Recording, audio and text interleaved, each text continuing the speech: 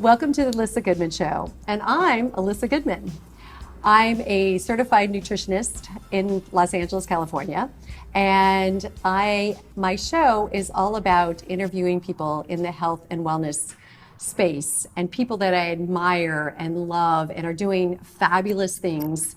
And I have a really, really special lady here today with me who I have been stalking and following for probably 6, 7, 8 years. I'm not sure I want to tell her all the years that I've been following her, but her name is Shiva Rose.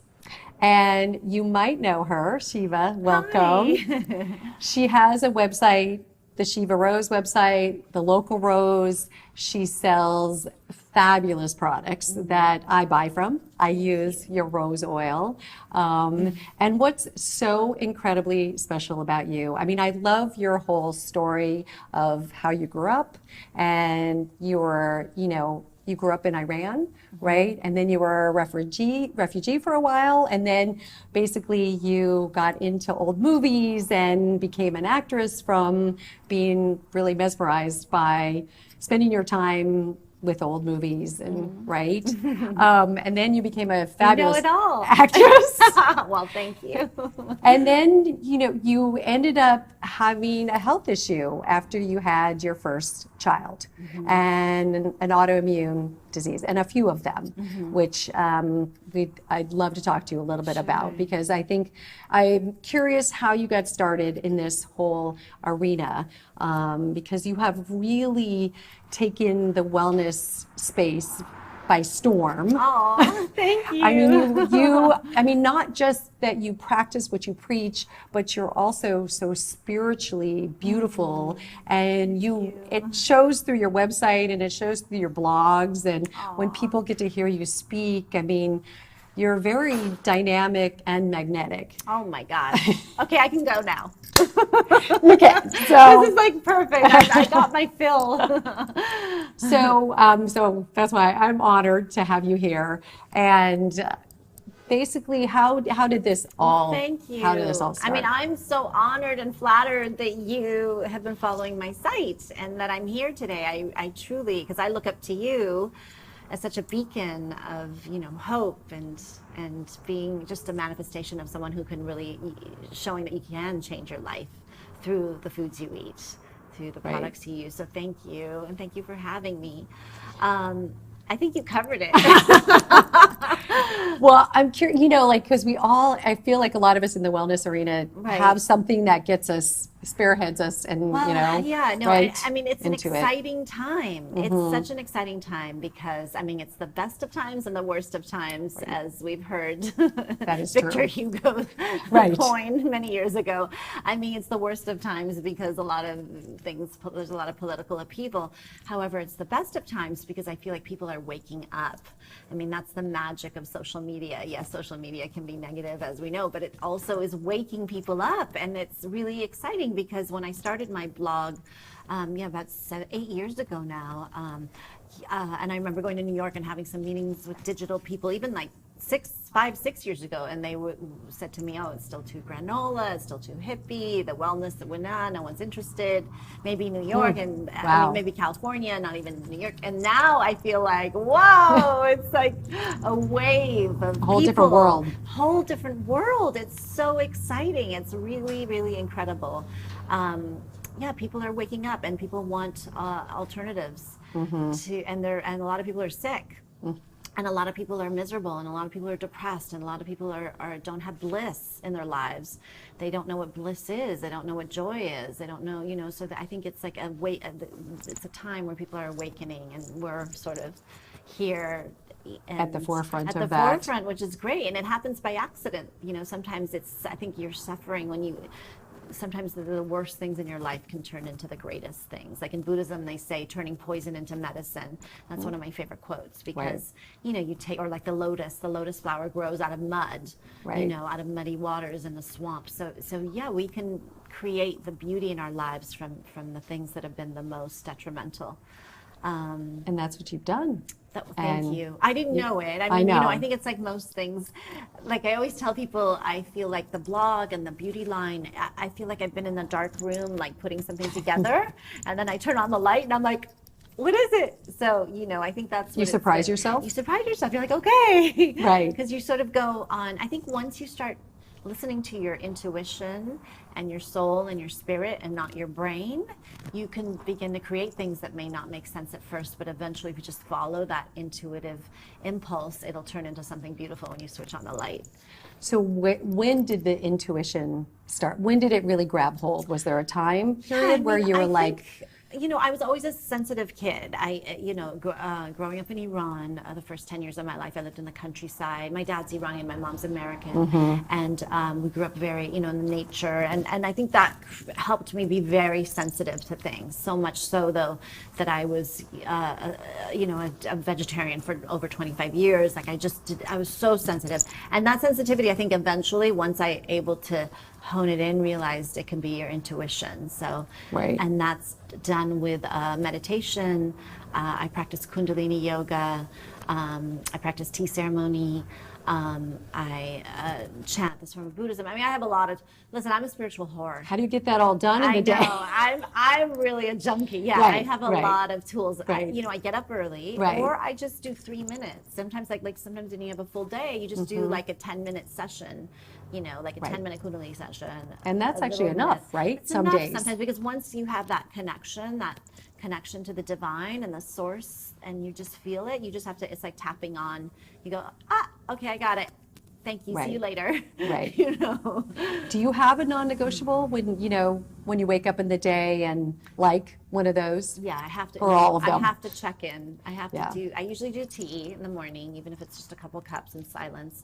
And then Can you talk about this tea? Yes, yes. This tea. I'm fascinated because you went to China on search of I did. Tea. I went to China because I started serving tea to others, and my tea group is called Global Tea Hut, and we one of our ways of service is to do tea ceremonies, which is really beautiful. And I should do one for you. I can't believe I haven't done one. I know. For you. I can't believe it either. So I've been practicing tea and serving tea for the last several years, and I felt like, you know what? If I'm going to go deep into this practice and this medicine, I need to study it. I can't just be.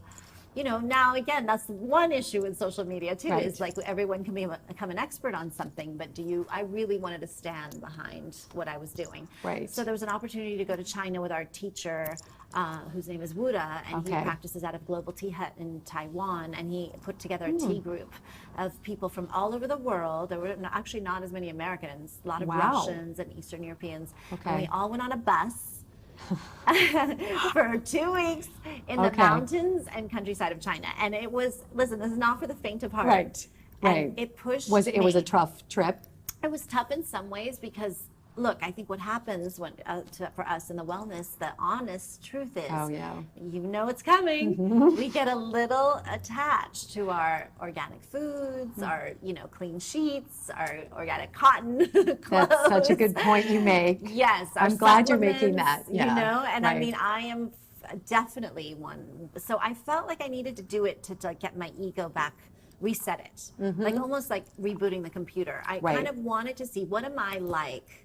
What am I like without my home, without my children, without my organic food, without my supplements, without anything, stripped down, because you just have a backpack and you're on a bus with 30 strangers. I mean, I wanted to see who I was. Right. And you didn't know a soul on this bus. I did know a couple people, but and I found out that I'm fun. Right. You're wild and fun. I already knew that, but did you? I didn't know that. I knew the wild part. I didn't know that I could. Yeah, so, I really realized, because I thought I was nervous. You know, what do you do? And I ended up singing songs with the Russians in the back of the bus, and we drank tea, and we went to farms, and we saw the tea grow, the organic tea grow. We saw potters make these beautiful pots. We climbed mountains and meditated up in the midst of these yellow mountains, and it was pretty amazing. So was there one thing you took away, or was it not one thing? It was interesting too. It was the first time well, first of all, China is incredible. It is incredible. Clean, not one homeless person, not one piece of trash. Everything is so organized, And this is in the countryside. This isn't in the polluted cities. This is I mean, even Shanghai was not that, not polluted. It was truly remarkable. I mean, I was astounded at that.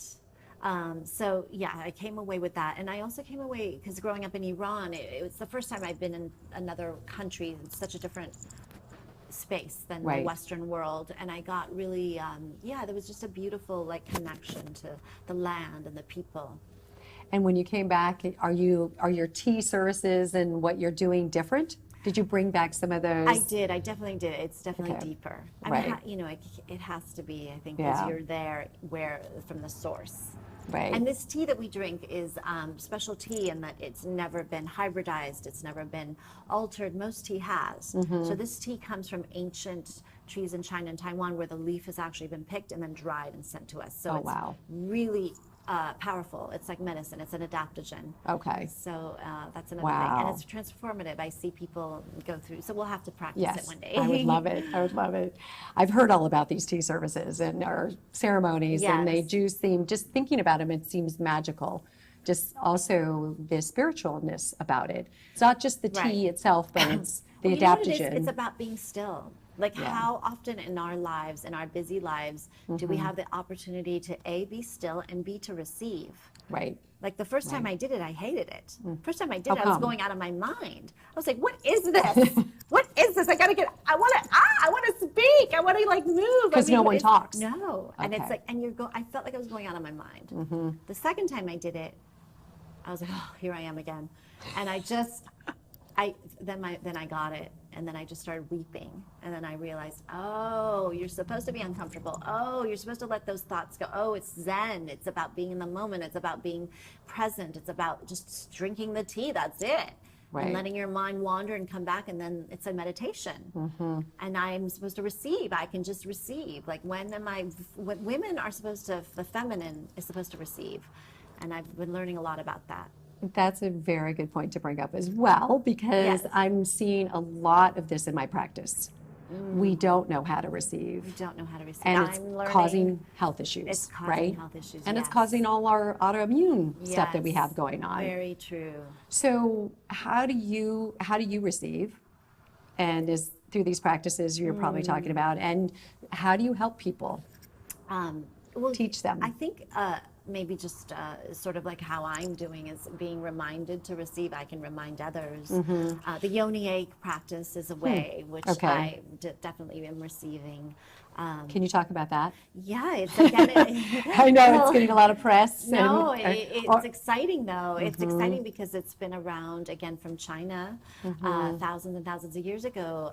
Taoist Chinese have a practice with the jade egg. The jade egg or the yoni egg is made out of jade or rose quartz, and it's something that the women insert inside their sacred space. Right. And when you realize there's this sacred space inside of us that's not being used, it's like a Yes. room in your house Right. that's empty. Like, why not put some flowers in there and open the windows and allow some like beautiful magic to Touche. happen? Yes. Yeah, exactly. So once you like go, it's like a light my bulb God. moment. You're like, oh Yeah. my God, that's where our power is. That's where our will is. That That's is where our power is. You know, 60% of women have, incontinence. How do you Yes. say incontinence? I can't even Yeah. say. And I mean, and so many women can't orgasm. I mean, Orgasm. there's so many issues that women have that we don't talk about. So I feel like this is a doorway into that, because once you're connected to that area, you're connected to your will, you're connected to your desire, you're connected to receiving, you're connected to so many things. Right. Why do you think that women don't talk about it? Are we embarrassed? Are we? I think- What's well, up with Yeah, that? I mean, that- there's definitely embarrassment, and there's also the Judeo-Christian society that we've been raised under, and myself too. I mean, I came from a Christian, Muslim society. Like, I couldn't even say the words, Right. So after having 2 children, I still couldn't say the word, and now I'm like finally, Right. realizing this is a part of who we are, and we have to embrace it. So I Right. think there's a lot of shame around it, but things are changing, and again, not in that way that porn is changing it, Right. because that's just another infliction of affliction and shame-inducing situation, because I think women then see that and then become shameful. Right. There's a whole nother, I think, movement where it has to be about embracing ourselves the way we are and strengthening what we have. Right, exactly. So what has this done for your girls? You leading the path for them in all of this, just being a woman, being feminine, owning your power, and the spirituality that you exude. Is it going into I think is the that's girls? definitely, my older daughter is definitely on this path. Okay. 100%. Wow. She'll go and have a drink and she'll be like, oh my God, Mom, I can't drink. I just can't drink. It's like Right. poison. I can see the difference between, because they're so sensitive now. Right. And my younger one will probably gorge on Doritos if she sees them, and then she'll realize That's not a good thing. So there's a balance. I think they're Right. always, sometimes they rebel and then sometimes they come back. Right. But I don't push it on them. I think it's always by example, right? Right. And so the products, how did they all come about? Well, the one for products. your products. Yes, the products. Right. Well, the product. The actual truth is, so I had been making my own face oil for over 20 years. Okay. Using different oils. This is before people used oils, but for some reason I just knew that they were good for my skin. Right. And so I had a face oil that I would make, and I was practicing kundalini yoga about 5 years ago consistently with Guru Jagat, who now has a studio in Venice called Rama. Right. And her and my friend Jennifer and I would meet and practice in my canyon. And one day we each had a download. We each had like a powerful message. Guru Jagat had the message to open Rama, which is now a huge successful yoga Right. studio. Our friend Jennifer had the download to open a store called Pearl Drop. She's since closed it, but it was in Venice. And then I had the download to do the face oil. So I don't know if I think it came from, the higher spirits, self. Or the higher, spirits, right. But it just came, like, do the packaging, do this, do that, do this. This is the way it is. And I was like, okay, thank you. So And you did it. I did it. Right. And then that led to, now I have 13, 14, almost a couple of new products coming up. So Wow. it's just been a whirlwind since And then. where can you find these products for people? Well, Detox Market, which Okay. is near here, Cat Okay. Beauty. Oh, in New York? Yes. Okay. They're opening a store here. Okay. Oh my gosh, a lot of boutiques. Queen Bee Salon. Credo Beauty's going to be carrying it. A lot of online shops. Goop. And then my site, shivarose.com. Okay. Because I think there was a store in New York. Is it the ABC Home? Do they have it? They were going to. They They haven't haven't- yet. But okay. they've I talked thought about I it. saw it there. Okay. Yeah, yes. And so, things on the horizon, because you always have something that you're working on. You have a book. I have a book I'm working on. I'm very excited. And this Wow. is, again, an example where I shopped it around a couple years ago. Right. People were like, Really? Oh, yeah. And now it became, And now there they're was like a excited bidding, about it. There was definitely a bidding war. People Wow. were really trying to get it. And then I went with a beautiful publisher, Artisan, who I'm so happy. They're like, it's like a dream. It's a Awesome. dream marriage. So Wow. I'm very grateful. And when I'm will so that grateful. be out? 2018. Okay. So Okay. I'm hard at work with that. Okay. Well, And as you know, because I Yes. love your book, it's hard work. it's hard work, right? Yeah, but it's a beautiful It's a accomplishment. labor of love. Yeah, it right? is. When Yes. it's done, it's like, wow. I remember that's when we connected. It was so really Yeah. a beautiful book. I am so honored again. And Oh, thank you thank for being here with me. you. And Thank I'm so you. glad I get to let more people know about you. And Oh. can you tell them like your website, which Sure. is very It is, easy? thelocalrose.com is the blog, and then shivarose.com is the shop for the beauty products. Thank you. Thank you. Love you. Love you.